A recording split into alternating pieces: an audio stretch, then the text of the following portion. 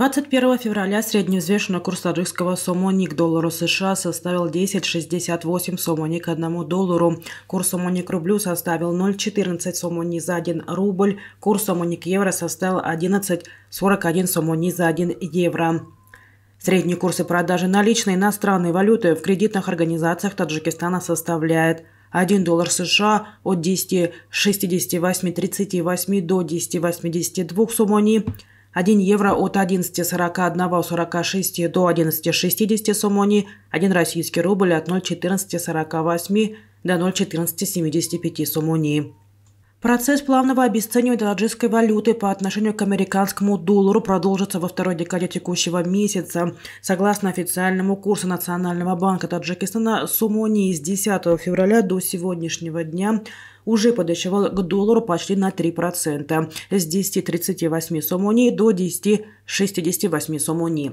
С 1 января наступившего года таджикская валюта обесценилась к доллару на 4,7%.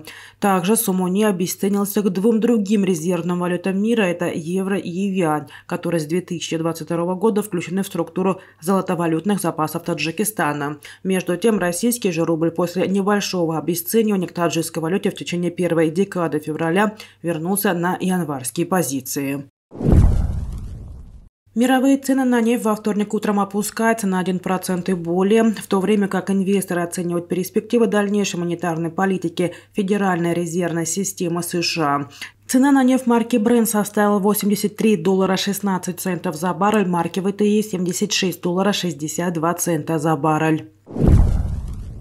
Стоимость золота во вторник утром слабо снижается, в то время как рынки ожидают публикацию протокола февральского заседания Федеральной резервной системы США и составляет $1846.15 за тройскую унцию.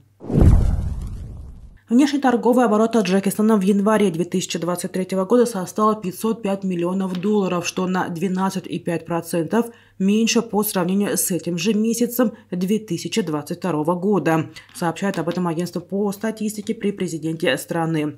Республика снизила как экспорт товаров и продукции, так и импорт.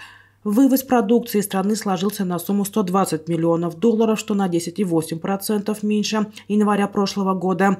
Импортировано в республику товаров на сумму $385,1 миллион.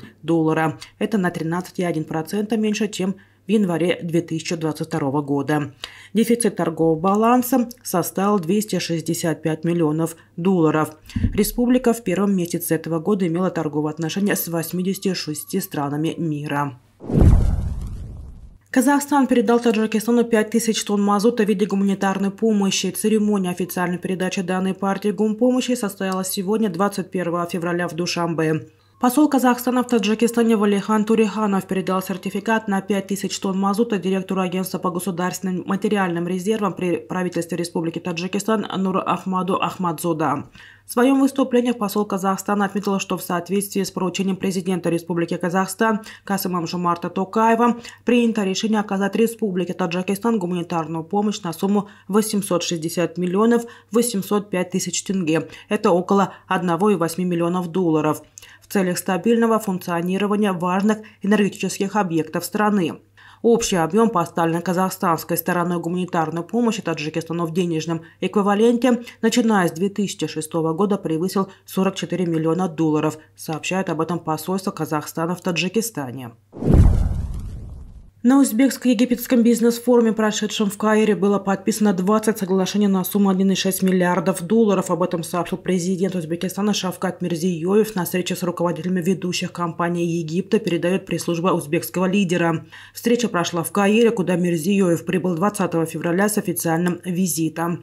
Перед египетскими компаниями открыты все возможности для совместной реализации больших инвестиционных программ в нашей стране, подчеркнул президент Узбекистана. Война России против Украины только в 2022 году обошлась мировой экономике более чем в $1,6 триллионов США. Такие данные во вторник, 21 февраля, приводит издание Rheinische Post, ссылаясь на имеющийся в распоряжении редакции отчет Института немецкой экономики. По оценкам экономистов, именно на такую величину сократился объем мирового производства. В нынешнем году потери мировой экономики могут увеличиться еще на $1 триллион. Война привела к нарушениям цепочек поставок во всем мире и резкому росту цен на энергоносители, говорится в отчете. Кроме того, увеличение инфляции снизило покупательную способность потребителей, указывается далее.